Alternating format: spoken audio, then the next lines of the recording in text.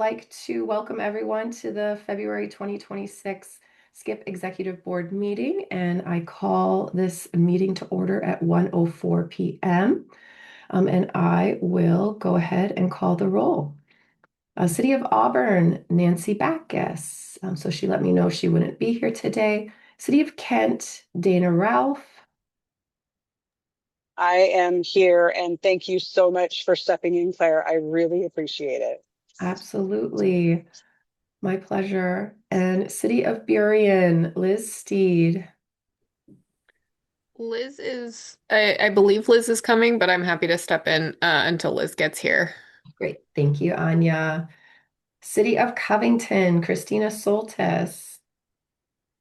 So I do believe she'll be here in a few minutes. And City of Des Moines, Jean Exiger. I see you there. The message. I'm recovering from bronchitis, and um, I have to limit my speaking because I'll go into a coughing fit. Okay, thank you. Well, I'm sorry to hear that. City of Federal Way, Brian Davis. Brian let me know he's out. And so we have Keith Niven here. Did I get it right, Keith? You did fine, Claire. Thank you. Oh, thank you. Excuse me. City of Maple Valley, Victoria Schroff. Here, and I'm happy to say we're joined by our alternate, Dina Pearson, Deputy Mayor of Maple Valley today, too. Hi, everyone. Yes, thank you. Yes, welcome. Very excited to have you here, Dina. And City of Normandy Park, Eric Zimmerman. Hi, everyone. I'm present. Thank you. And City of Renton, Carmen Rivera. And Carmen let me know that they are doing their council retreat today as well. And so neither she or James Alberson would be able to be here today. And then City of SeaTac, James Lovell. I'm here. Thank you. And City of Tukwila, Dennis Martinez. I'm here as well. And then King County, since Sunari has stepped off, King County is still working on finding a representative to replace her on this board. And then I do see, excuse me, City of Covington, Christina Soltis is here now, so I will mark you here. And thank you all. And if you haven't caught on yet, I am also struggling with the 7 plagues over here, and so forgive me if I am having to like mute myself or you see me doing this. I am just over here coughing. So, and with that, let's move on. So this is the time on the agenda for public comment. If you would like to make a comment and are attending online, please use the raise hand function at the bottom of your screen. You will have 3 minutes to make your remarks. Please state your name and city of residence for the record. And Dorsal, do you see anyone in the audience wishing to make public comment? No, Claire, there's no one in attendance. Thank you. And we did not receive any written public comment either. All right, moving on to the approval of the January 16th, 2026 meeting minutes. May I have a motion to approve the January 16th, 2026 SKIP Executive Board meeting minutes? So moved. Second. All right, I have the motion from Dennis with a second from Christina. Is there any discussion on the minutes? All right, all those in favor of adopting the January 16, 2026 meeting minutes, please say aye. Aye. Aye. Aye. All those opposed? All right, the ayes have it, and the minutes are adopted. There are no agenda modifications for this meeting. And then moving on to board business. The first topic is the 2027-28 biennial work plan and budget development. So per the SKIP ILA, the executive board is responsible for developing and recommending an annual work plan and budget. Following the executive board's support in November 2025 for a shift to a biennial budget cycle, pending an ILA amendment, today's discussion will help inform this work for our next meeting. And this will inform the final 2027-28 work plan and budget, which is slated for adoption at our May 15th meeting. And so with that, I am going to put on my presenter hat and transition you all to my slides. All right, give me 1 minute.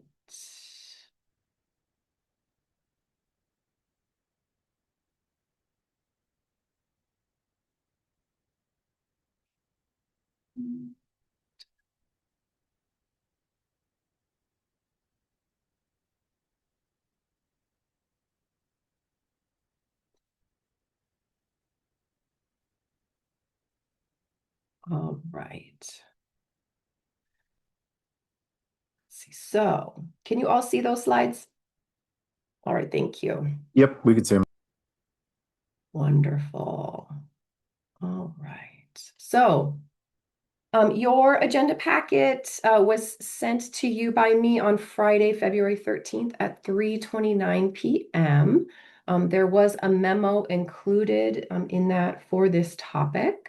And by way of background, we have been discussing the desire to transition to a biennial budget and work plan since last year. To accomplish this requires an amendment to the SKIP Founding Interlocal Agreement, or our ILA. It is planned to bring the ILA amendment to your councils the same night as the work plan and budget for adoption, and would be presented before the work plan and budget topic. ILA amendment aside, we have a lot of work to do to develop the first 2-year SKIP work plan and budget. The goal is for the board to adopt the final recommended version by your May 15th executive board meeting. The good news is that we have 3 meetings before that day to begin working through some key components. So I would like to continue that conversation today with you.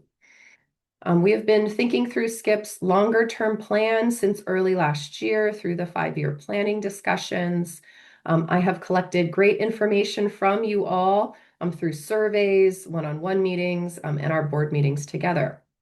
I've been researching some of the ideas identified for further exploration. And today I'd like to get your input on a few key concepts. These were described in your memo dated February 13th. So the first item is the transition to a biennial work plan and budget. I believe we're in a good position with this item, but am open to further discussion should the board desire it. Currently, the ILA draft amendment language has been circulated to member jurisdictions via the staff work group, and comments are due back March 13th. And we talked about this in detail at our last meeting, but it is included here as it is a major shift for us. So just going to pause here. Does the board have any additional questions or concerns about this item?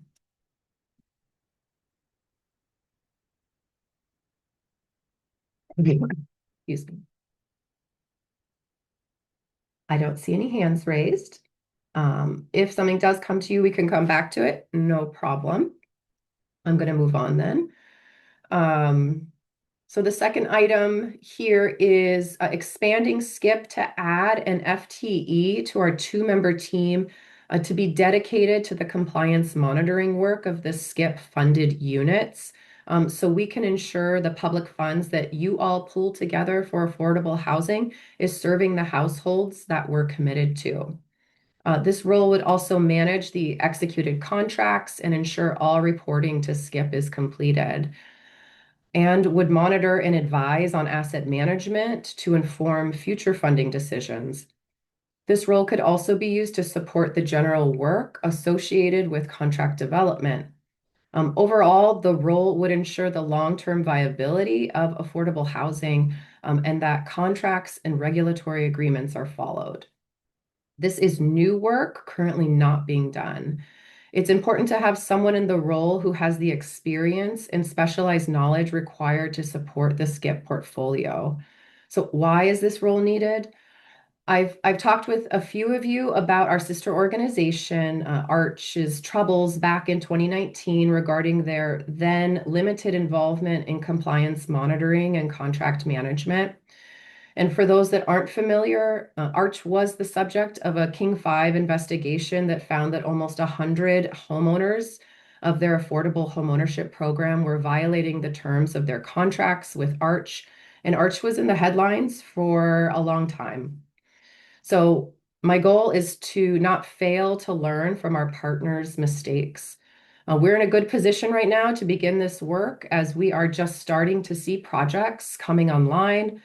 But more come every year, and we need to be ready with the experience and expertise needed to do this work on the 10 projects already in our portfolio, accounting for over 700 housing units. So I know you're all saying, well, I understand the need, but how much is this going to cost? I'm still gathering information, but a preliminary estimate for salary and benefits for a position to begin in July next year would be $78,000. This includes a starting salary of about $110,000, which would allow us to offer a competitive starting salary and hopefully encourage qualified candidates to use their skills with us rather than King County or the State Housing Finance Commission. In year 2, the salary would move to about 119,000, then adding benefits for a fiscal impact of 171,000. And this is, I would say, a conservative estimate. How are we going to pay for this? So next meeting, I'd like to model a couple scenarios on how we could pay for this using a portion of interest earnings to mitigate the impact to annual member operating contributions. So I'll pause here to take your questions. And if there's additional information you would like to see at our March or April meetings, I'd be happy to take those comments as well. Yes, Dennis. So you said this would be a comparable salary. Are we using comparisons to Puget Sound or King County? So I looked at what King County government is offering for, I would say, a person at a slightly lower level of what this role would be, and what the Washington State Housing Finance Commission is offering for this year currently, at about the level that I'm thinking. And so when I say competitive, I'm thinking a person with these skill sets and knowledge are going to be looking at different organizations, and we want to make sure that, SKIP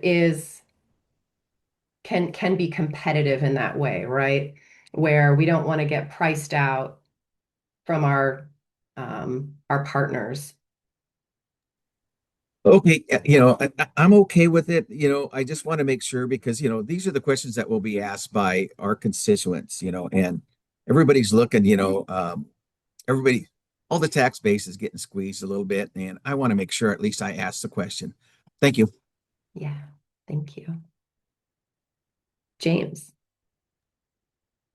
Yeah, I mean, I guess I have a couple of and there's a line of thinking about making sure we're competitive, but also not, spending too much. And that completely agree. I'm glad Dennis raised those questions. It was good detail that you added. What I'm going to try to find the words to describe is a hesitancy, in hiring, but in what the goal of this person ought to be, frankly, is I think it ought to be to make this process as easy as possible for our granted or organizations. So I think most folks know that I do this stuff in my day job through work at Chief Seattle Club. I apply for a whole lot of funding for housing through all the different levels. And every added funder, right, that especially at the government level, who has a new compliance process and a person who, really wants to make sure they're getting that the public is getting their value out of it, can often do so much duplicative work that but it's so close to being duplicative, but it's just different enough that an organization has to spend another 25 hours a year preparing compliance documents that are just different enough that we can't quite copy and paste from our other funding sources. And Claire, I know you know this. It's like this person though needs to be in line with the fact that any of the organizations that we're funding to do this, are also getting lots and lots of other funders' dollars. I can't remember exactly what the compliance relationship is like from our cities to the organizations that are funded, because in this case, Skip is an intermediary where the funding, Skip doesn't have any taxing authority, and so the funding is coming from um, the city of SeaTac, city of Covington, city of Normandy Park, whatever it may be, and then making it to the organization. So if the city's processes are already requiring some level of compliance, just for and you're watching as folks are complying with our city policies, I don't want to build up too experienced and seasoned of a position for something that I think is going to be if they're actually not needing to be that experienced with compliance, because their job is really to help folks make it through our compliance processes, or their job is to make sure that the compliance processes from the other funders are not being duplicated, but not quite right. In that, if that makes sense on like that, we just run into this so Yeah. many times where it's like, oh, you are so close to us just submitting the exact same form that we give to the feds, but you're just different enough that it's going to take me an extra 3 hours with a few different accounting teams to chop the numbers up just slightly differently, for the same grand total. So, I don't know, I guess, how deep into compliance monitoring we're going to be as an intermediary funding body, right? This is the SKIP Executive Board. But if we're going to be doing a lot of direct monitoring and direct compliance work that duplicates things that folks already have to do as part of being funded by the individual cities, wherever the fund source is, um, I want that to be a focus of this person, frankly. So yes, I think we need a position like this.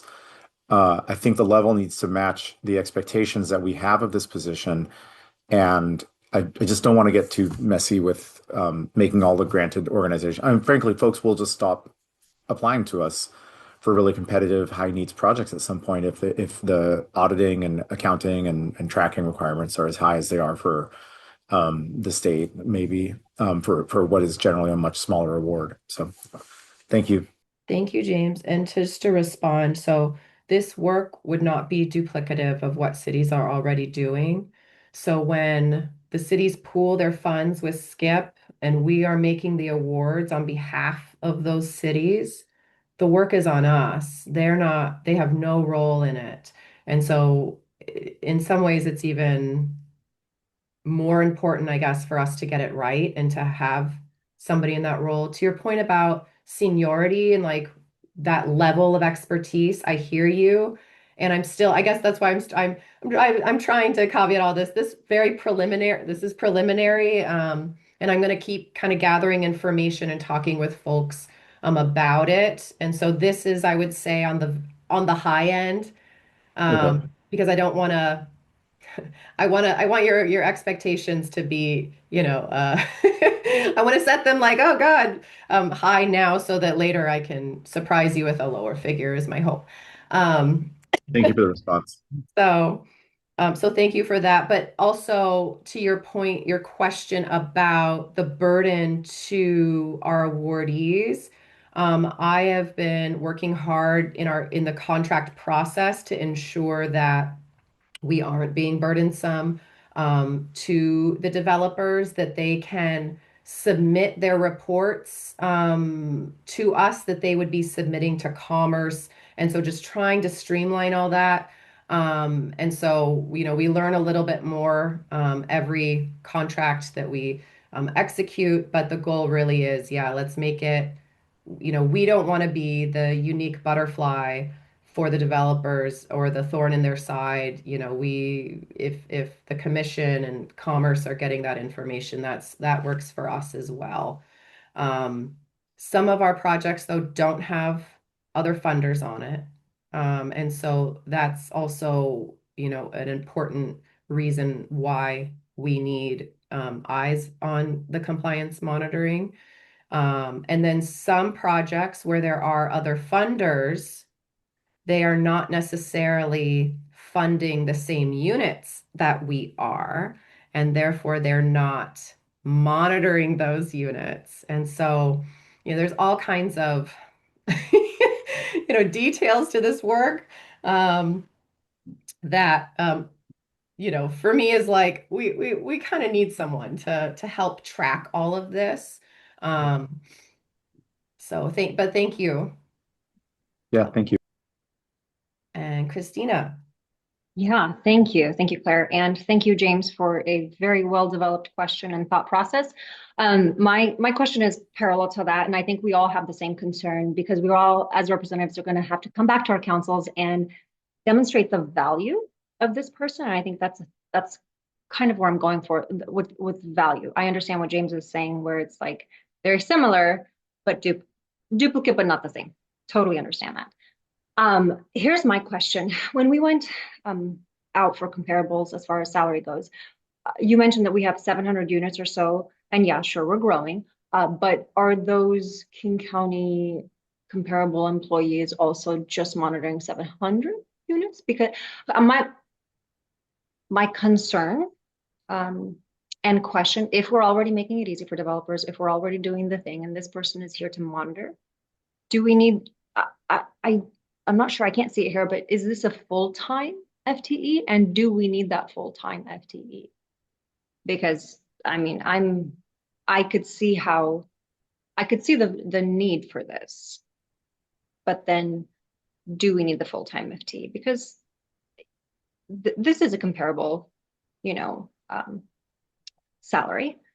And if we could really analyze and see what this person's needed to, and again, back to value, just so as long as it makes sense for Skip and the projects that we're doing.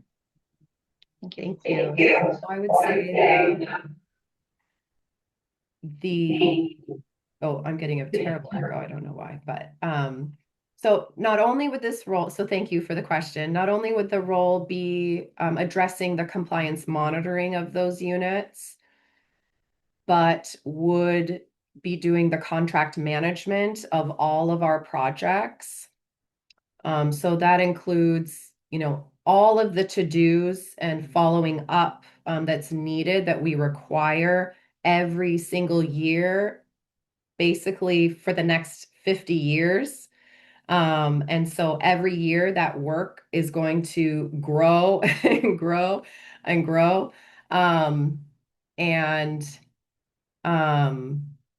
So additionally, roles like this have expertise and knowledge and background in asset management, which is something that all of the other public funders have been doing and building their experience in. This is something where someone with this skill set can analyze an entire portfolio of an organization and our portfolio to better understand how a new application to us makes sense and can be sustained over the long term, given all of the factors of that organization, like their fiscal health and other things. It's also something where they can look and review the application that comes in based on factors like how well they're accommodating the population they say they're going to For example, if they're going to be housing folks with physical disabilities, looking to see what the plan is for accommodating folks with those needs, not only within the building, but within the surrounding, areas, infrastructure, like how well has all of this been accounted for? Those are really important questions that we aren't necessarily digging deep on right now, but that are really important, right? It's a part of this whole puzzle and picture. And so I would also imagine this role jumping in on some of the Housing Capital Fund, the contract development work, which is there is a lot to do. And depending on their knowledge and expertise, they could replace some of the work potentially, depending on, their experience, but could potentially replace some of the work that we're currently contracting out to our contract attorneys. And so I hear you, and I'm definitely going to have some, getting more information, I would say, to analyze and think through this. I think having a part-time role might be a little challenging in terms of attracting the right person. I think a lot of career professionals do want to work full-time and are seeking those opportunities in a part-time role. It just may really limit our candidate pool. Yeah, that makes sense. And once again, I do see the need for this person. There's absolutely, that's clear. But as we mentioned, that as Skip grows, I'm hoping that we can have the opportunity for that person to grow within that role, and not just, come back 1 to 2 years down the line and say, hey, they're capped out, or this is what they signed up for. Now the load has increased. Now we need a second FTE. So just to set the expectations correctly, and perhaps we could say, this is the start with room to grow to a full-time FTE in 1 year, or 18 months or whatnot. But just wanting to set the expectations right, and for how Skip is growing as well. Thank you. Thank you. And to that point, I would say starting in the middle of the year, reduces that fiscal impact for us. It cuts it in half for that year. So I think that was some of the thinking around that. We could also think about starting even, at a later date too, which would save a little bit of funds there. But summer tends to be kind of our slower season and would be a good time to, I would say, onboard someone. But that's helpful. Thank you. Okay, let me go back to the top of my screen. Keith. Okay, so I'm going to probably come at this from maybe a different direction. So I think I lived much of that arch growing pains back in the day. We had a lot of affordable units that we lost because of covenant problems and monitoring problems. And so this is absolutely something I think that needs to be done. I think I would ask 2 questions. One is, do you know how many FTEs Arch has doing this work? So Arch has about, I want to say, 12 FTEs total. And my understanding is, I don't know the full breakdown of how they allot this work. I think they have one person that does the management full-on portfolio for the jointly funded projects. And I think they may have somebody else that does the one specific to Bellevue, and I want to say Issaquah. And then they have a separate person that does the local funded units, the local incentive units for compliance monitoring. And that would be my second point is, the units that are created through inclusionary requirements and MFTE, those are just as important to the cities as the ones that are funded through a capital project. So, and having us do those monitoring of those units is awkward at best. With when it's rental, that's not too bad, but when it's ownership, and this is the conversation you and I had with our friends at DR Horton, that's been a challenge. We're muddling our way through it, but it's been a big lift for us in an arena that we don't deal with that much. So all for the position. I think it's great. Brian will probably never invite me to step in for him again to this meeting. I think it's great. I think the need is there, and I would actually, if it hasn't been discussed previously, I would like the conversation at some point talk about broadening the scope to all the affordable units that are in our jurisdictions. Thank you. Thank you, Keith. And that actually is a great point. And I've talked to a couple board members about this. I think for the immediate needs of SKIP, I think we have to address the SKIP funded units needs before adding the work that cities are already doing to our portfolio. And so I think I would love to incorporate the idea that SKIP will examine this at the next cycle of our work plan and budget process, and to call that out in our upcoming work plan and budget as part of our longer term vision, our 5-year plan for SKIP. I think that this is a role that would be well suited to, if they're able to, and the board is interested in that in the future, that could be something that they could take on. They obviously would have the skills, the knowledge, how to do it. And I know that there are several of our member jurisdictions that see that as a huge value add.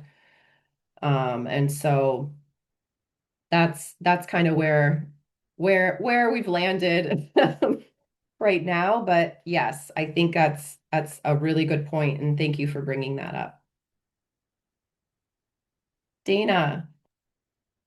Thank you. Kind of circling back to what Christina said, my question was around, is there a need for a full-time position now, given the number of units that are coming online and that kind of thing?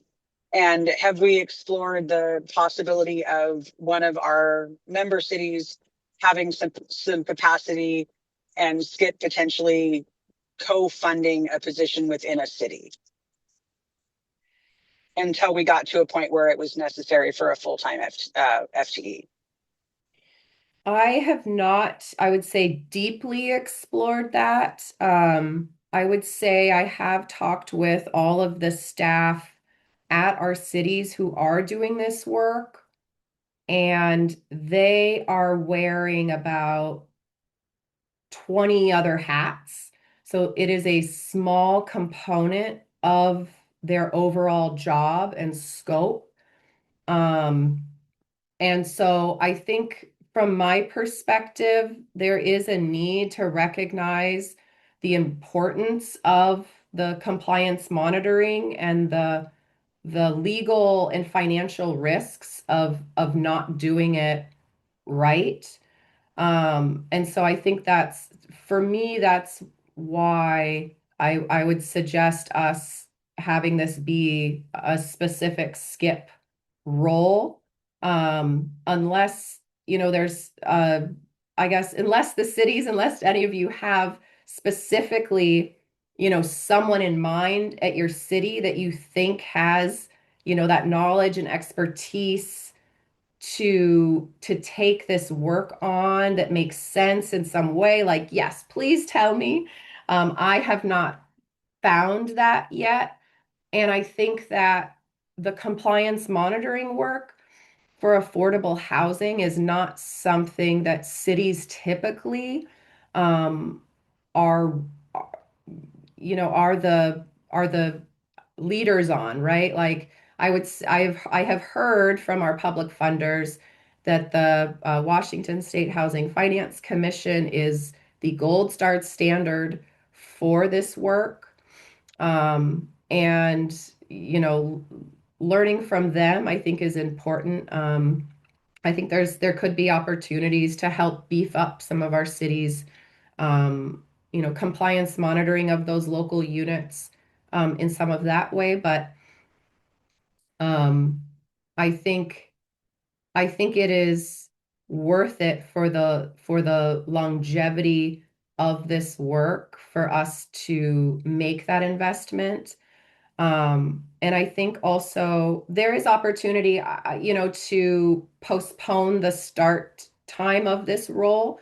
So that's something I will certainly model for you all. I'm hearing a lot of that from several board members, and so can look into that too if that makes sense for us to do, because obviously um, that would have less of a fiscal impact. I have one follow-up question. Yes. Thank you for that. You had mentioned towards the end of your comments that there was a potential that we could take some of the work that we're currently referring to outside counsel and put it into this position. Any estimates on what you think we would save in work that's being given to attorneys that this position could then take on, so we would know how much we had to play with on that front? So, I think it's sort of a big maybe. I would say, it is unclear, I guess, at this point, just not knowing the skills or the background of that person. If there is a desire to have that person be a little bit more broad in scope to definitely add that work. I can I can, do the research and find out, is that too much of a unicorn that we're looking for to do all of those things, or is that something that realistically we could do? I think right now, I want to say, um, we are spending, I would need to get back to you about how much we're spending on our contract attorneys for the work, but it is upwards of, it's definitely more than $30,000 a year for that contracted service. But yeah, these are great questions. And I'll figure out a way to report back to you on some different levers and options.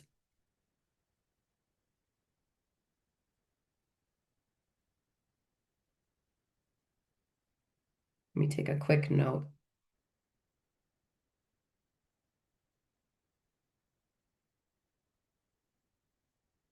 Okay, thank you. Victoria. Thank you, and thank you everybody for a really great discussion.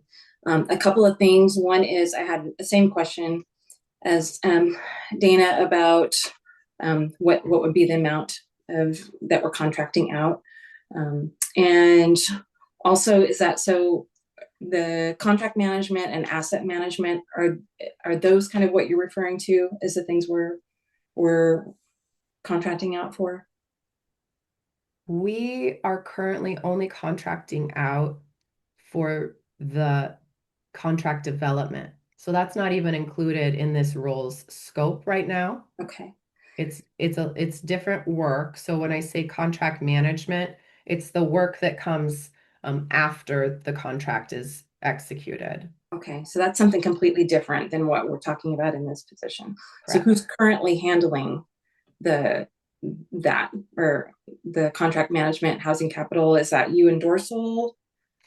It is, but I mean, that work hasn't even begun yet because we have only executed our first contract at the beginning of last year. So we're now just coming up on the 1 year mark, right? And so the work is going to start.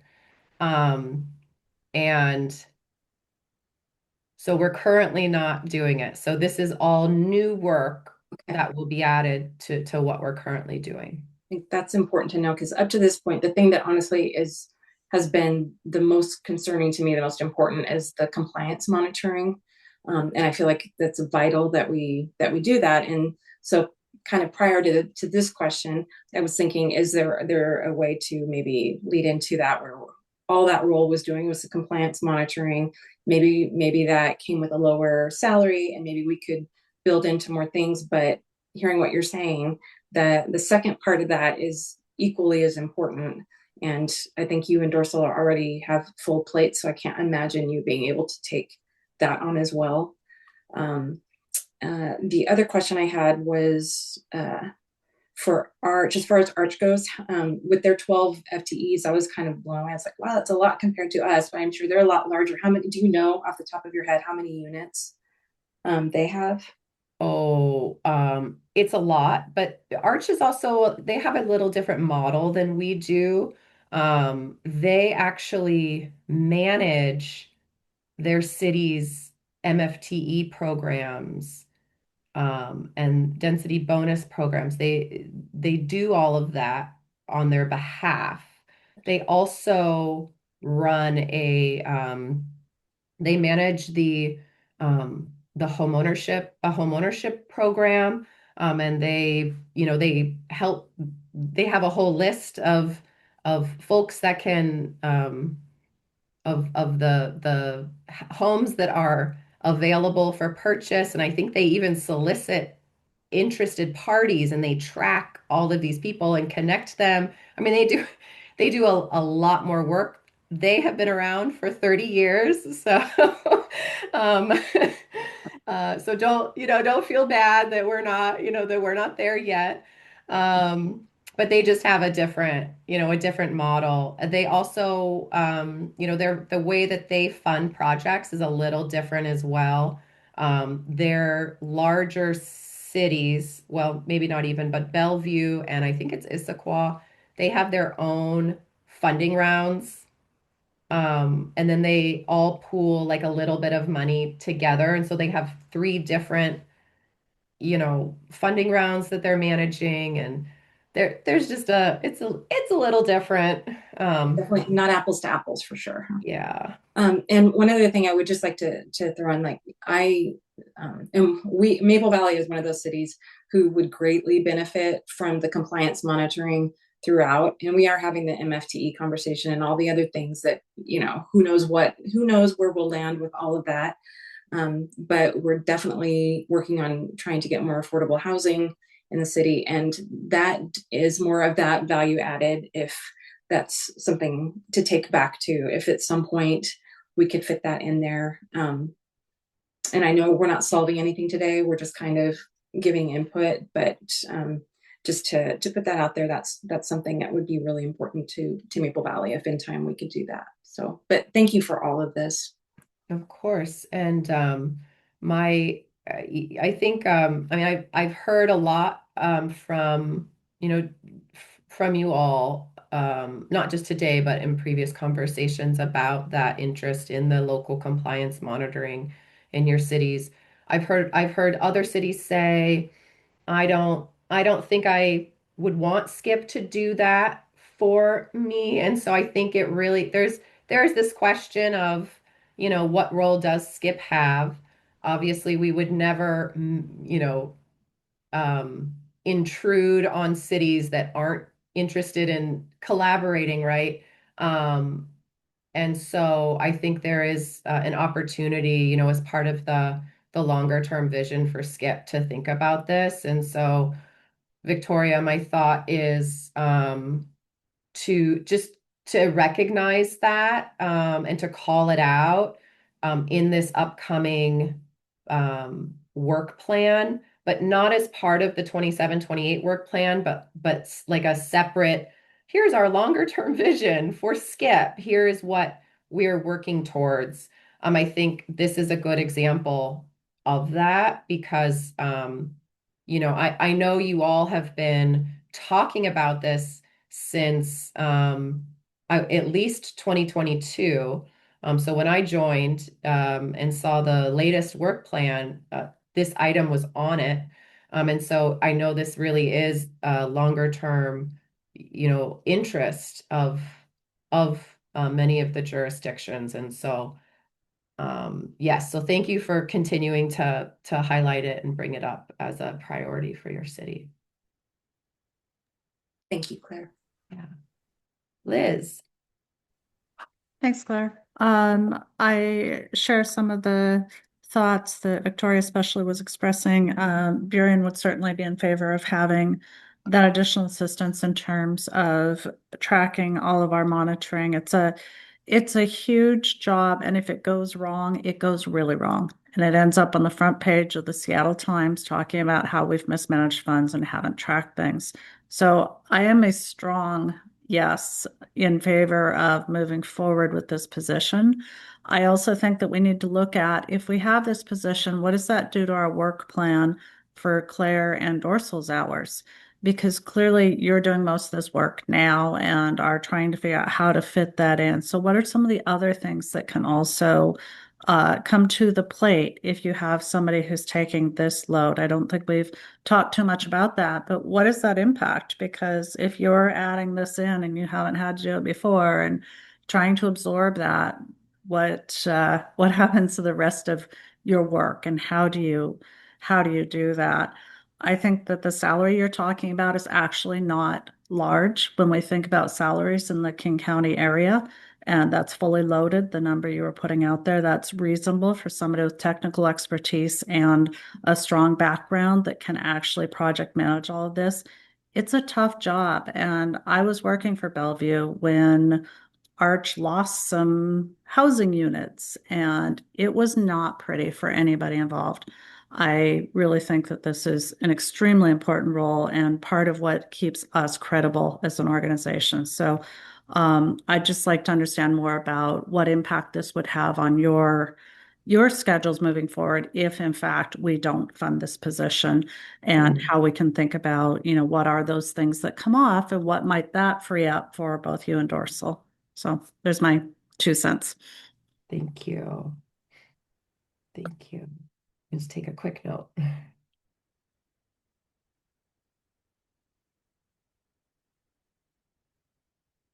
Okay, perfect. Thank you. Any other comments, questions, thoughts on this one? All right, let's move on. So this is the third item I want to discuss with you. It's a contracted position for a philanthropy professional or a fundraising consultant.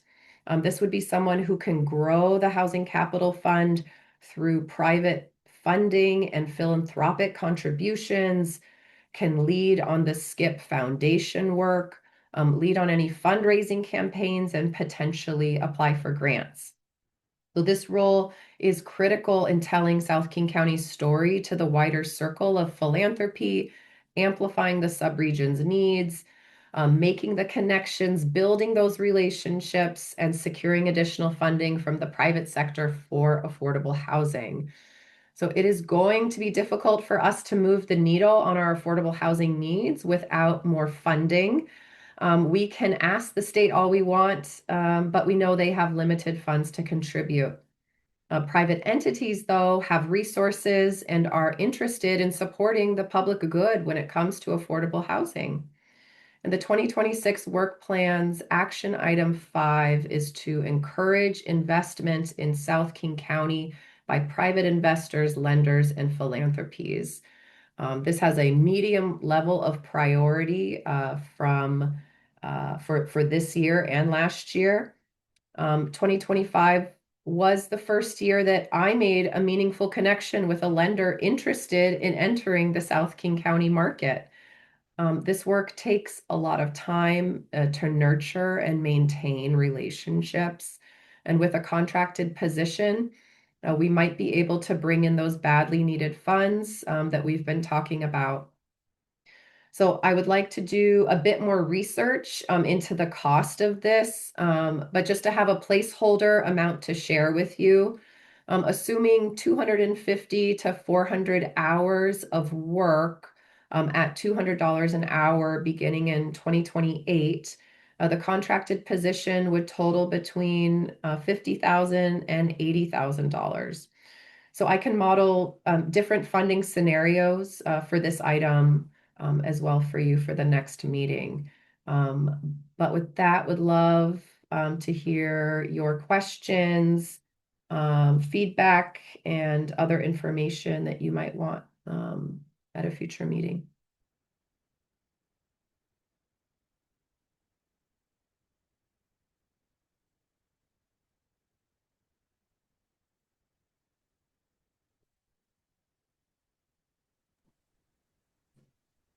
Victoria. Thank you, Claire. I'm looking at this and seeing again the value in it and how $50,000 to $80,000 that could probably, garner so much more. I have my initial impression that when I see it is a hesitancy because if we're already looking at a pretty, for us, a pretty big salary to add, I think adding a contract position, another one at the same time feels like a little bit much at once. I'm really interested in hearing more about it and the conversation, but that's my initial impression is this something that goes into that sort of 5-year vision we were talking about? Or I said, I'm open to influence and I don't feel super strongly about it at this point, but that is my preliminary feeling of caution of like, oh, we're already talking about, a big salary and then adding this on top of it. I'd be curious to hear what everybody else is thinking. In terms of timing of the roles, I think the FTE could potentially start in mid 2027, and the contract position could be, started at any point in 2028, but would likely be towards the middle of the year. And at that point, that FTE would have been in their role already a year. And so, seasoned and, not a huge need for training and onboarding at that point. And so in terms of the need to, I don't know, execute on this work with that contract position. So I guess from a logistics perspective, that's where I'm thinking. In terms of a cost perspective, I hear you. If it's not something that the board, is interested in doing, in the 2027-28 cycle, that's also okay. And, we could potentially incorporate it into that longer term vision. I think another option could be to reduce the scope of this and reduce the cost, if this is too much of a sticker shock. That's part of why we're having this discussion is to get your initial reaction on these things. And so I think there's a few different options I see that we could make work in that way. Thank you. That's a good starting point. Yeah. James. Yeah, just sharing. I mean, when I saw the 2028 start, or that's when the money hits, it was a relief, right? In one way of like, oh no, we're trying to do too much at once. This makes a little more sense now that that's effectively 2 years from now, giving that other person, like you said, a year. I was wondering can you remind me two things that I'm wondering. One is what was the impetus for this? Did we have, I think I remember you saying we had some private dollars maybe interested. But also the second part is what's Arch's success been? They're our closest analogous thing we have.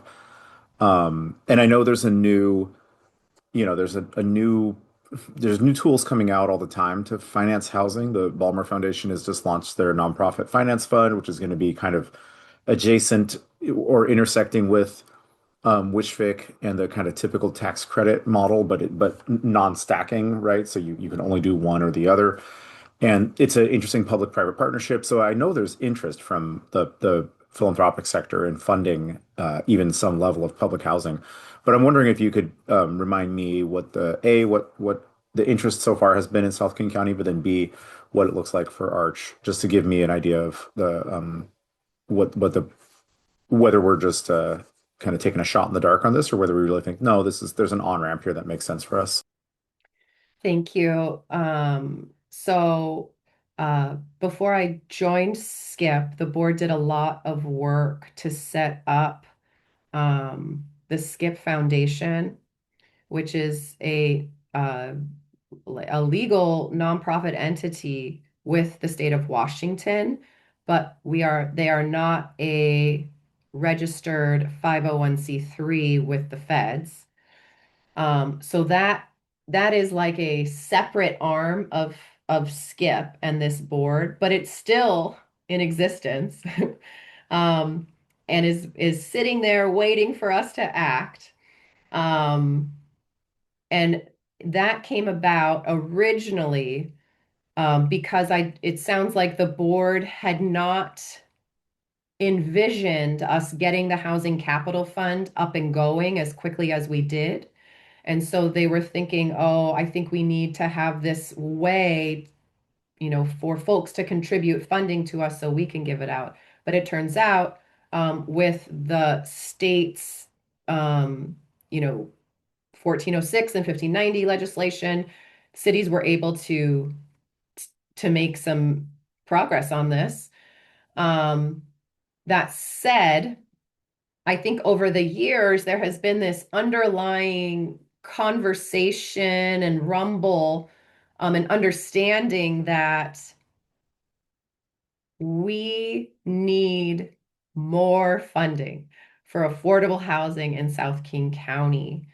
And if we want to make that progress on it, we need to get philanthropy and private folks involved in the conversation specific to South King County.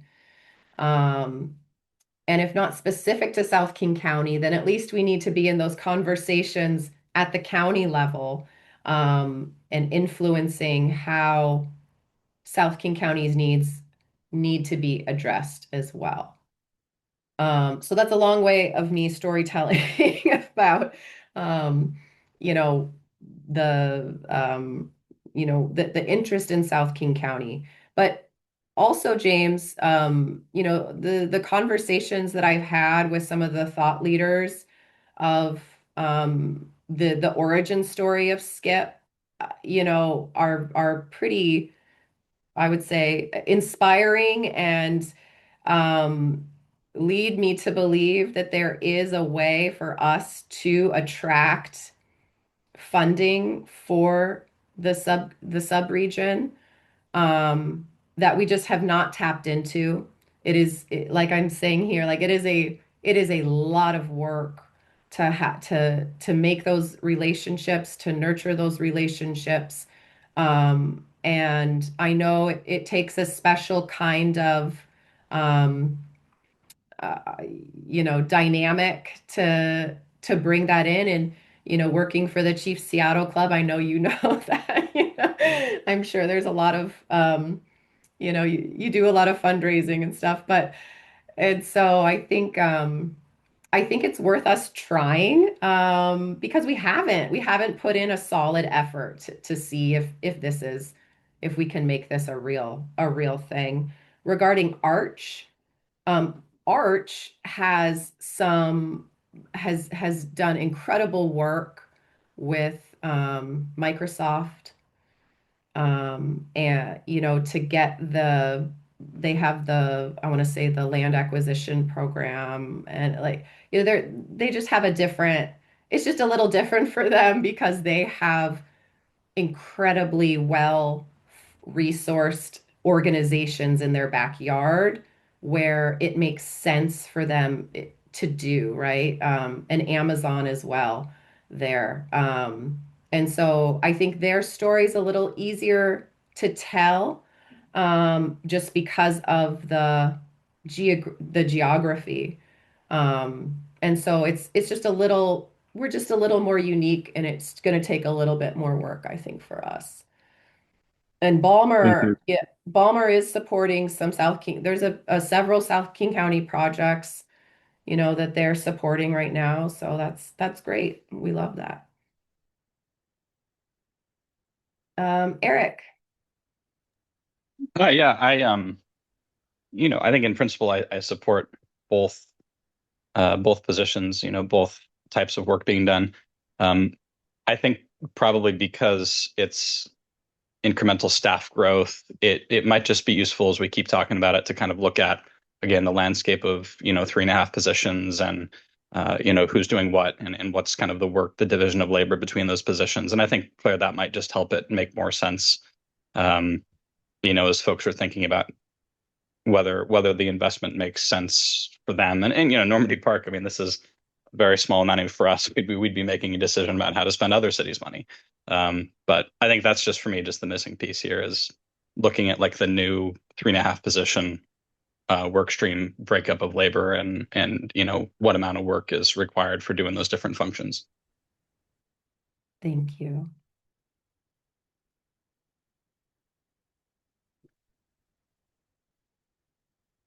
Any other questions, comments, thoughts?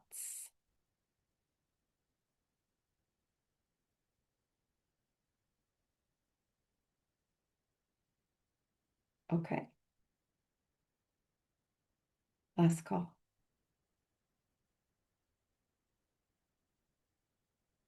Okay, great. So I will come back to you all. Obviously, we're going to talk about this at our next meeting. I'm going to do my best to have as much information to share back with you as possible. And that said, we can continue this conversation, I would say, through April to be in a good spot. And so hopefully by April, we can align on these concepts. So whatever it may be. So ultimately, it is up to you, the board, to decide. All right. All right, let's move on to the next item. In 1 second. All right, so the 2026 Housing Capital Fund Guidelines. So this will be our 5th annual funding round this year, and this is my 4th with you all. This is an exciting time for South King County affordable housing, and we are all doing our part to address the critical housing shortage. So thank you all for your leadership in this space, and let's keep our great progress going. The board adopted annual guidelines in 2022, made a few revisions in 2023 and 2024. Last year, you added one funding priority, environmental benefits. The 2025 guidelines were included in your agenda packet. And while we are still awaiting the outcome of the TWG SKIP award, we could see upwards of $5 million being made available this round should that award be reallocated. We are planning to bring the guidelines to the advisory board in March to review with them as well. But I wanted to get the conversation started with you this month since we are canceling our June executive board meeting this year, which is when we typically adopt the guidelines.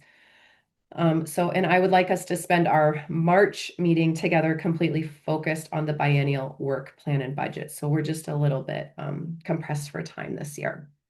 So I'm here today to solicit your feedback on any changes you'd like to see to the guidelines and discuss a few items, including funding priorities, adjusting our review and recommendation timeline, removing a duplicative supplemental addendum, and just to share for awareness, a new evaluation process I'd like to bring to the advisory board. Excuse me. So SKIP member, so for folks that are new to this conversation, SKIP member cities pool resources from Substitute House Bill 1406 and House Bill 1590 and the General Fund for Affordable Housing Construction and Preservation and Rehabilitation.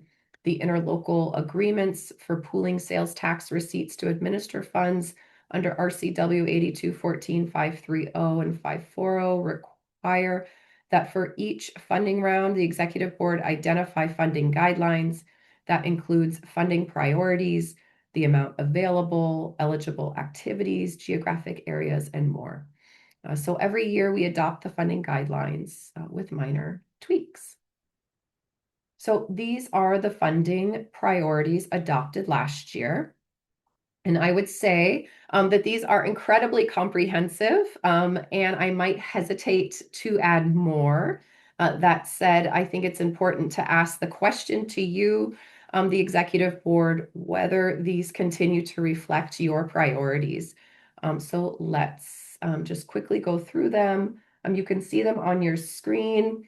Excuse me. Collaboration, community connections and engagement, disproportionate impact, economic opportunity, environmental benefit, extremely low income and supportive housing, geographic distribution, home ownership, leverage of private and public investment, preservation, racial equity, and transit-oriented development. So the details of all of these can be found in the guidelines document that was included in your agenda packet. I'm also happy to go over those if that's helpful, but the question to you all is, do these still reflect your priorities?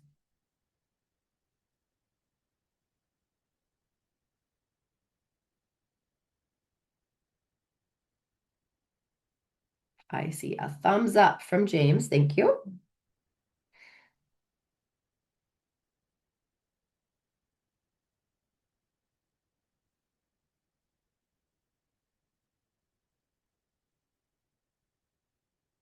All right.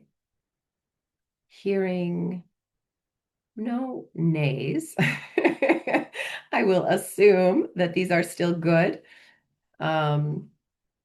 And for those who are thinking, these are a lot of priorities. So I actually went and counted Arch's priorities. They have 11, we have 12. So I think we're in good shape.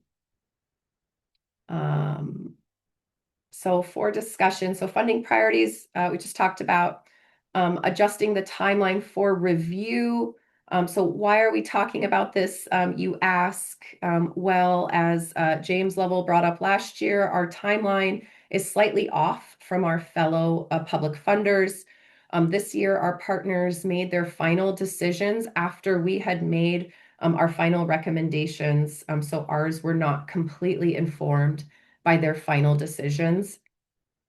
I would like to suggest that we modify our timeline and review schedule so that the advisory board can make an initial funding recommendation in November, which is when they are usually making their final recommendation. Then I would take that information to our public funders group and try to align as best as possible with their recommendations. For example, if others won't be funding a project and we are in that initial recommendation, I could take that information back to the advisory board. If the public funders were going to be fully funding a project, but we were on the fence about it, then that would also be good information for the advisory board to have. So I mentioned this potential timeline change at our January meeting together, as it does impact that December meeting date. And so typically we cancel our December meeting together. This would mean holding a December meeting, likely a special meeting the week before our regularly scheduled meeting. So I'm imagining likely on December 10th or 11th for you to consider the advisory board's recommendation and take action on that day. So just trying to take the temperature of the board. So how does this sit with you all? Are there any concerns or questions that you have?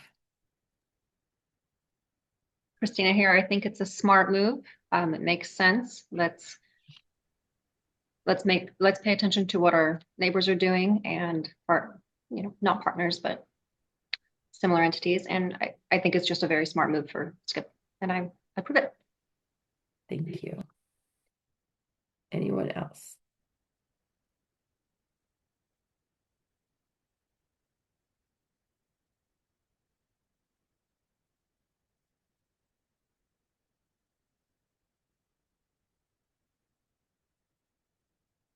Victoria. Oh, you're on mute. Sorry about that. Thank you. I have a question about it because this makes a lot of sense to me, but also I don't live in that world like James as well, that James does. And the one thing I was thinking is one of the things that we've always talked about, like that is very useful about our funds, even though it's comparatively smaller than a lot of other organizations, is that it's power as leverage. So if we're not out there using our relatively small amount as potential leverage for other funders to see, do you see that as a negative for us in any way? As ultimately for, the health or the, of a project? No, because what happens is I get in a room with the other public funders and we are all looking at each other's projects and where we are in terms of where we think we're going to fund, and I'm not able to really tell them anything from Skip's perspective, because that's the job of the advisory board and of you all, right? And so, but what I can do is see where others are landing on our projects. And so to just best align with our funding, our funds will most likely, our funds will not stop being leveraged in any LIHTC, in low-income housing tax credit deal. So I don't see any risk in that. I think it's important. Maybe what I'm hearing you ask too is about, like, how would others know that a project is our priority project, and so that they know to fund it. I think there are certain projects that are maybe more likely to be priority projects that I can speak to based on, initial conversations with the advisory board. But in this way, what would happen is I would be able to take the advisory board's, initial priorities, knowing nothing else of what Commerce is doing or King County, what projects they want to see move forward. Here is what we're thinking, in this bubble. And then I would take that information to Commerce and King County and the commission and say, where are these projects kind of landing with you? Are you going to fund these? If they're not, then we know that project isn't going to move forward in the timeline anticipated because they're not fully funded. And so, the goal is to really align as much as possible with Commerce and King County and the commission so that we can move in lockstep with projects that everyone agrees needs to move forward now. And I think, for us, that's important because we don't have a lot of funds, to work with, and we want to make sure that, the funds that we do have are being, are getting out the door, and, being leveraged in the way that I think was intended, in a, I don't want to necessarily say timely manner because, we know that the affordable housing projects take a very long time, 2 years, once we agree to the funding to start construction. So, yeah, I hope that's helpful.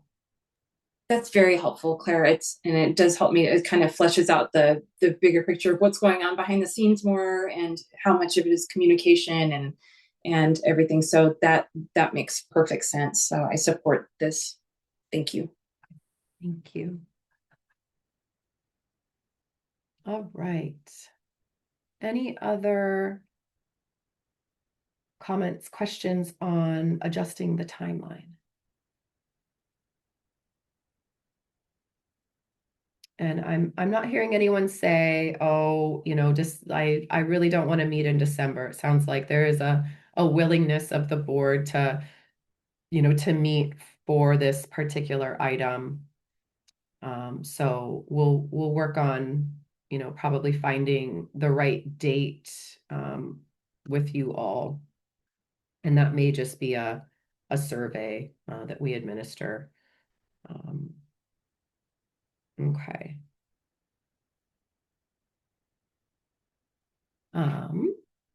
All right. The next item, the bullet here, eliminating a narrative addendum. So a couple of our public funder partners are looking for ways to reduce the amount of information requested at the application period.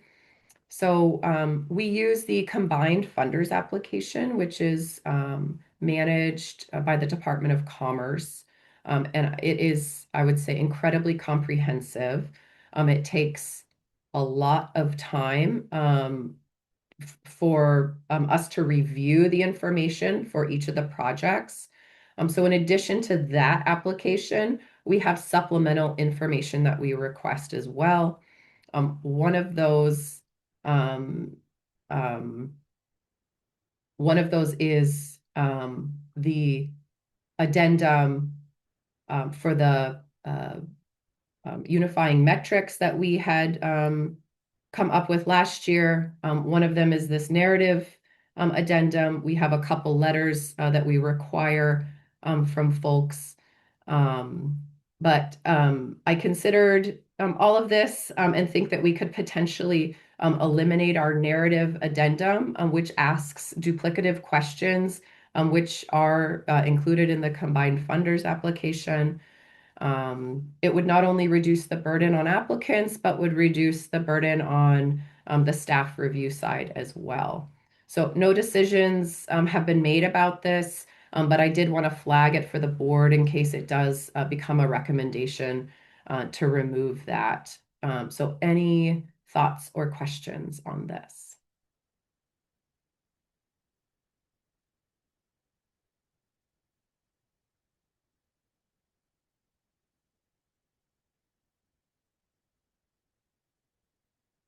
Okay.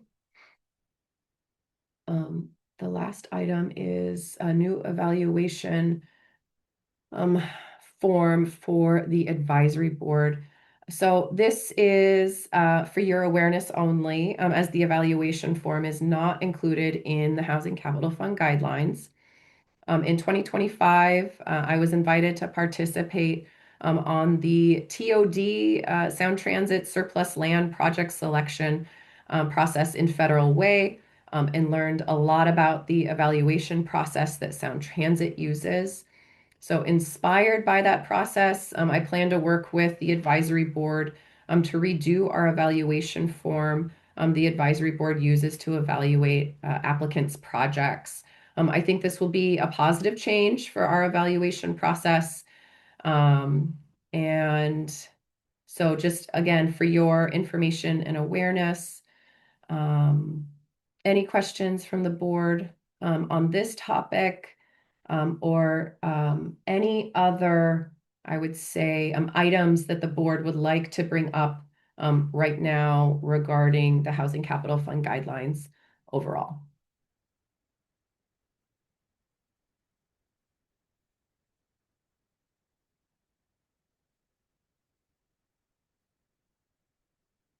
And we work every year on this too. And so if there are no things, that is completely okay. We work on this, every year. I think we're in a really strong spot with it.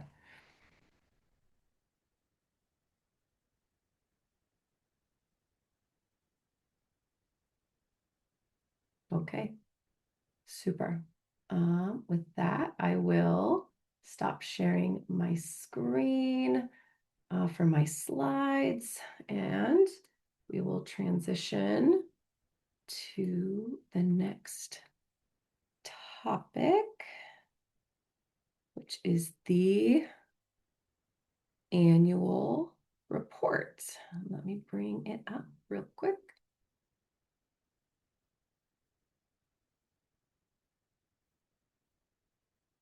Thank you for your patience.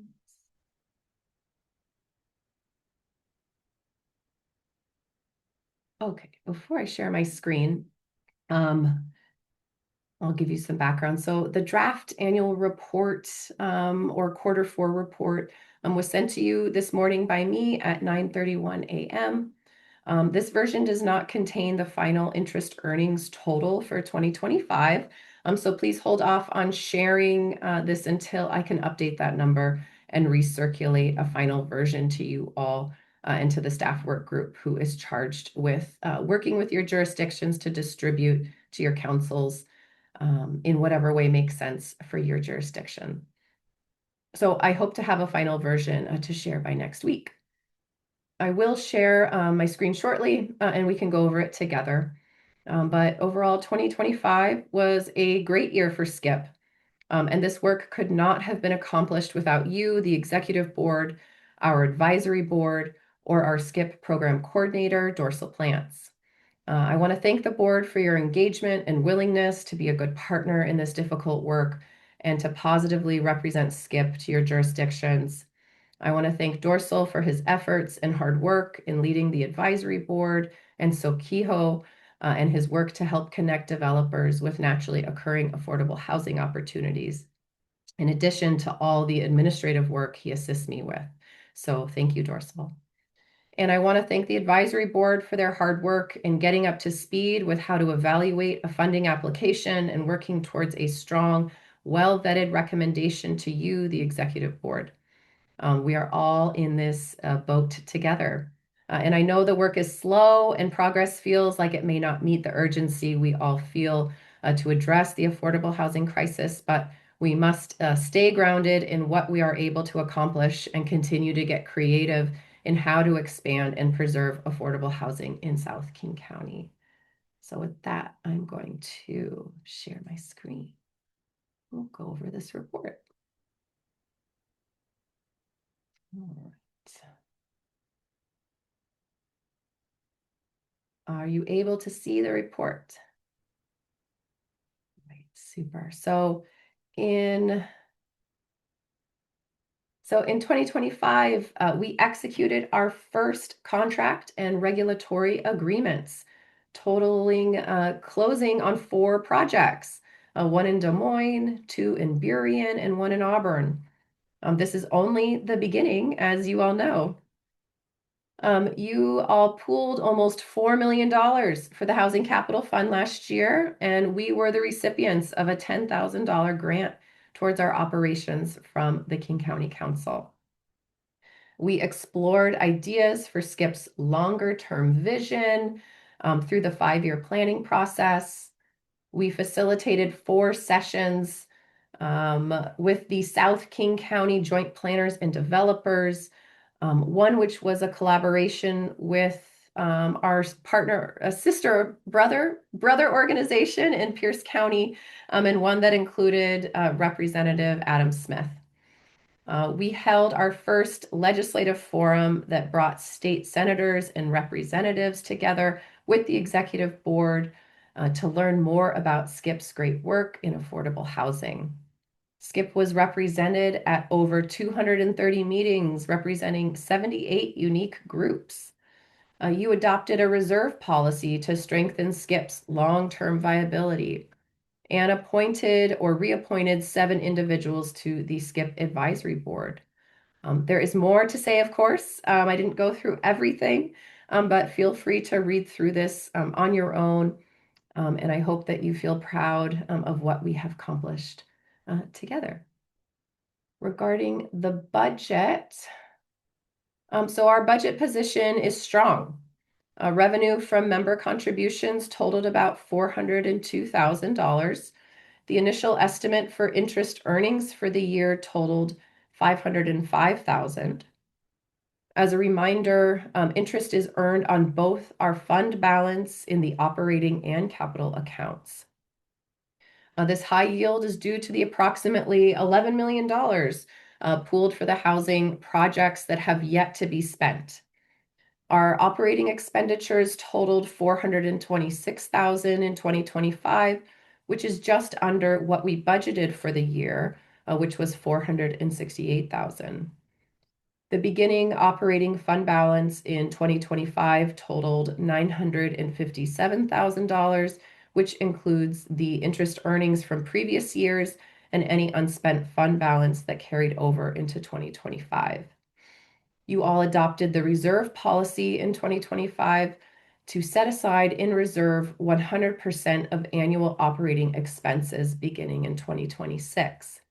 I went ahead and set that aside in the budget report beginning in 2025 for transparency. And you can see that here.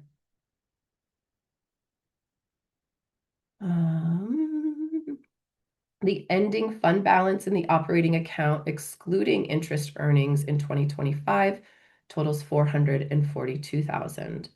Adding the interest earnings from 2025 brings the total to $947,000. On the capital expenditure side, you can see that $4.7 million was spent this year on our awarded projects. That's right here. And you can see the expenditure detail table here, which lists the expenses by project and how we got to that $4.7 million here at the bottom. So 2025 was the second year that our work plan included indicators whereby we could start to measure progress on our established goals. And as a reminder, these indicators are only shared out and measured on an annual basis, and we share it with you as part of the annual report. These indicators were included in the 2025 work plan and adopted by your councils. These indicators that you see on your screen are taken verbatim from the 2025 work plan. Where relevant, the cumulative number over multiple years was also included. This is particularly helpful when you want to know how many housing units or number of projects we've supported across all years, or how much you all have pooled together over the years for the Housing Capital Fund. So let's briefly go through these. I think my favorite metrics are some of the ones at the very top. Number of housing units or number of projects funded with SKIP financial support from SKIP. This is 3 projects totaling 155 units. And to date, we have funded 10 projects with 741 units. So I will say this assumes that the current Housing Capital Fund action at your councils is approved. So just caveat that. But half of your jurisdictions have already taken affirmative action on that. Total number of housing units preserved with financial support from SKIP. We didn't fund any preservation projects this year, but since we started, we've funded 44 units.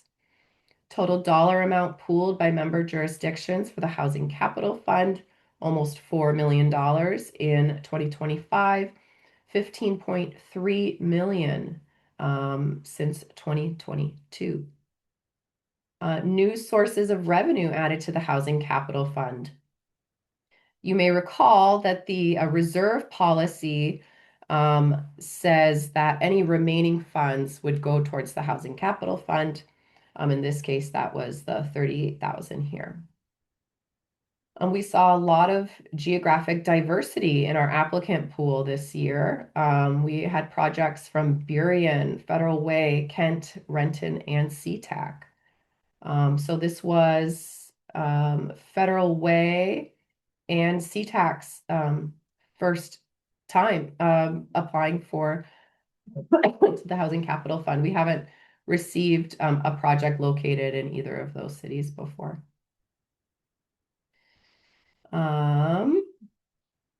And I would say number of relationships built with excuse me, with developers, 15. Over the years, we're almost at 50. Number of meetings, forums, or events, 232.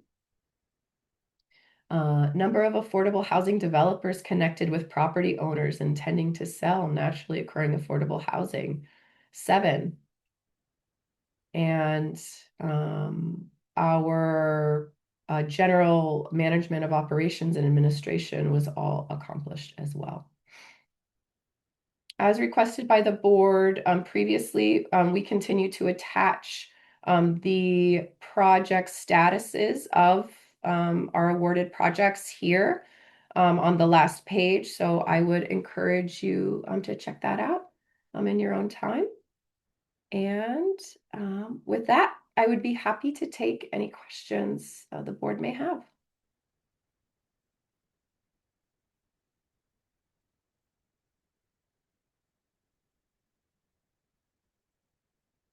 All right, sounds good. So again, please don't circulate this quite yet. I need to get that final interest earnings number and should have that to you next week, an updated version. And your staff work group members will be in charge of circulating it to your member councils. And with that, I'm going to turn it over to Dorsal for our 2026 legislative update. Thank you, Claire. Give me just a moment to transition from IT to presenting.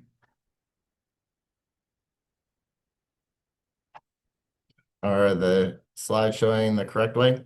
Yes. Awesome. First try. Good afternoon. My name is Dorsal Plants. I use he, his pronouns. I'm the SKIP program coordinator. Despite this being a short legislative session, the amount of energy and activity that both our lawmakers and housing advocates have made this year is impressive and intense.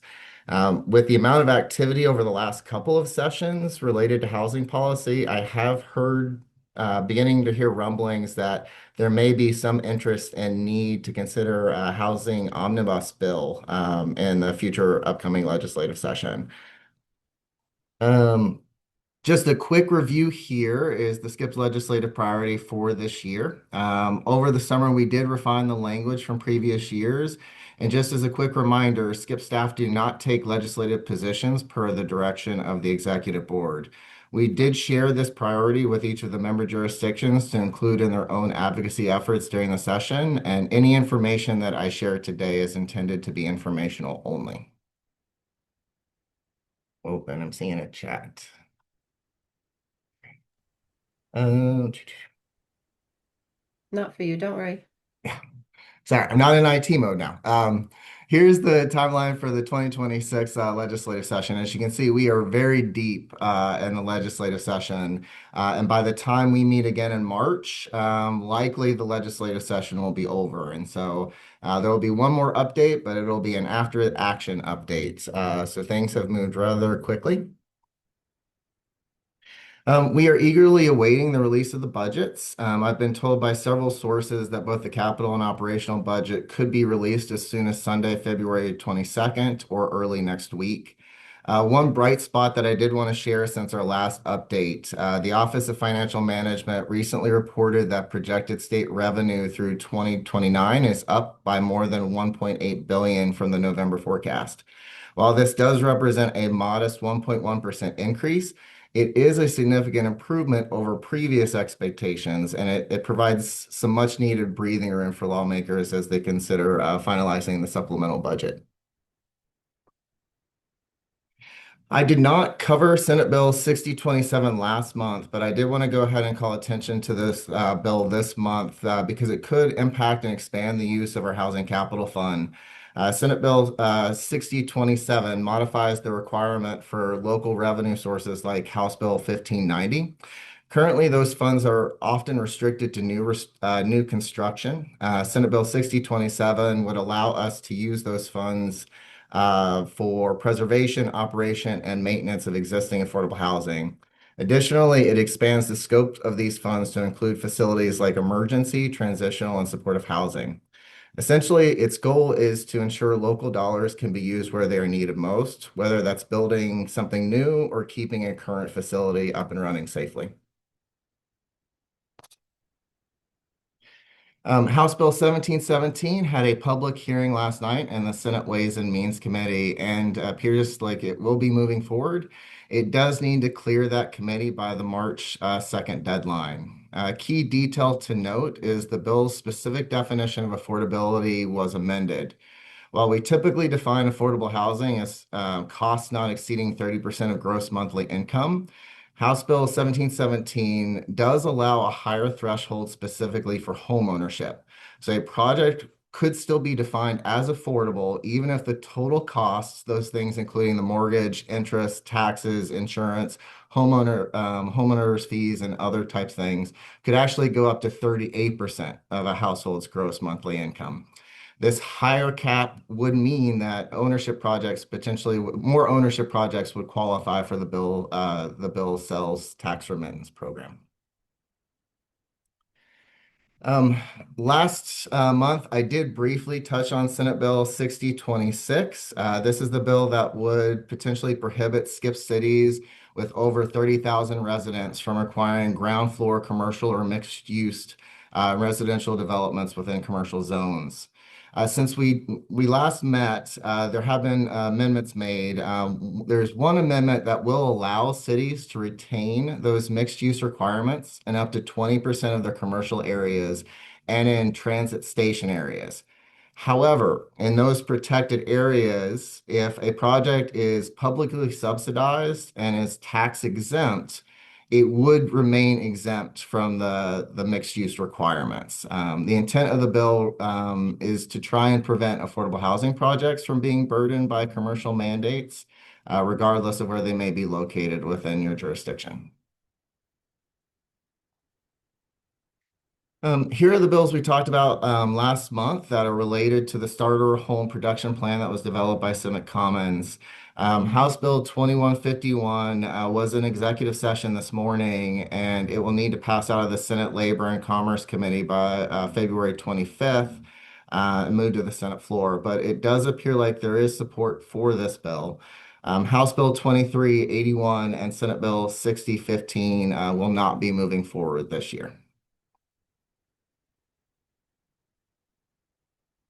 So I won't go through this massive list. It's about 7 to 10 slides of the bills that I've been doing my best to keep track of. But I did want to let you all know that we, between when the packet came out last week and today's presentation, we had the Chamber of Origin cutoff date. So there have been some significant shifts in the updates from what you received in email last week compared to today. So if there are bills in this list that you were using this list to kind of track, just want to call that out that we've seen some movement since the agenda packet went out. And with that, I would be happy to answer any questions. Thanks, Dorsal. Victoria. Thank you. And thank you, Dorsal. It's always impressive to see all the work you've done in Olympia and everything you bring back for us. My question is regarding 6026. I'm not sure if I heard it properly. So if it's a mixed use development that has affordable housing in it, was it only if it has affordable housing or in general, or if it's being funded with a subsidy of some sort that would negate the commercial mandate from a city? Thank you. Great question. So it is, there's kind of two check the boxes for it. It needs to receive some form of public subsidy, and it needs to qualify for the tax exempt status as affordable housing. And if it meets those two criteria, then it would be exempt from the ground floor commercial requirement. Perfect. Thank you so much. And I will note in talking to a couple of planners in preparation on 6026, while there has been some movement in a positive direction with some of these changes, the 20% requirement potentially does create challenges for your planning departments that require some tracking and things like that. That could add some difficulty that I didn't go into here because the affordable housing project kind of makes that moot. Thank you. Any other questions for Dorsal?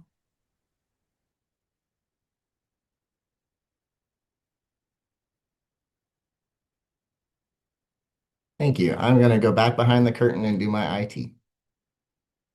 All right, thank you, Dorsal. All right.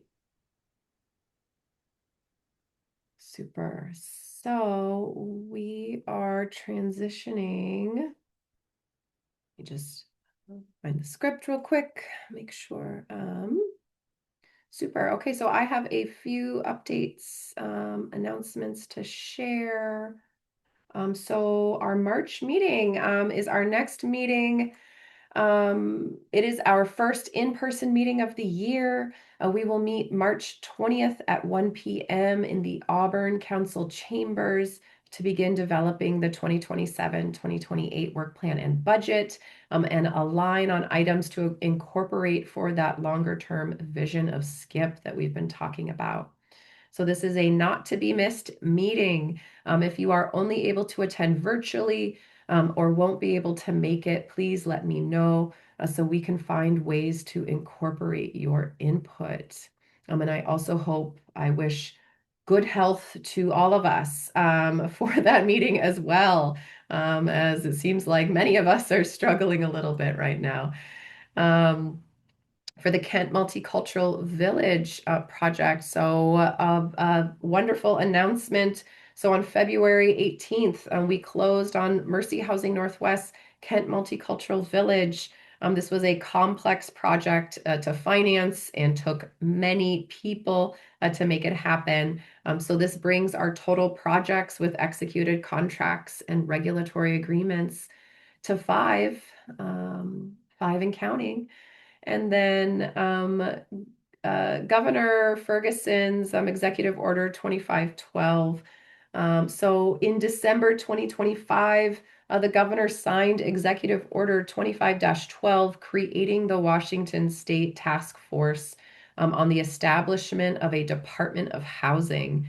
The task force is charged with developing recommendations for a new cabinet-level housing agency focused on expanding housing supply, better aligning state housing programs, and addressing housing needs across the state. By November of this year, the Housing Task Force will provide a report to the governor and legislature with recommendations. So I am sharing in case you are interested in getting involved or attending meetings. The kickoff meeting was held a couple of weeks back, which I attended. There is opportunity for public comment at those meetings. So wanted to provide that opportunity to you all. And their next meeting is scheduled for April. And I will go ahead and put the link in the chat where you can learn more. I will share it with everyone in case there's anyone audience as well. Okay. All right, there it is. Are there any announcements or updates from the group folks would like to share out on?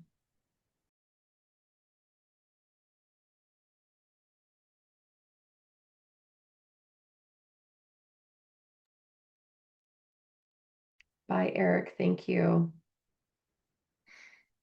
All right, seeing none, I will adjourn this meeting at 2:48 p.m. Thank you all. I appreciate you, and we will see you in person in Auburn, March 20th. Have a great weekend and stay healthy. Thank Take you. care. You too. Thanks, everyone. Take care. Bye, thank you.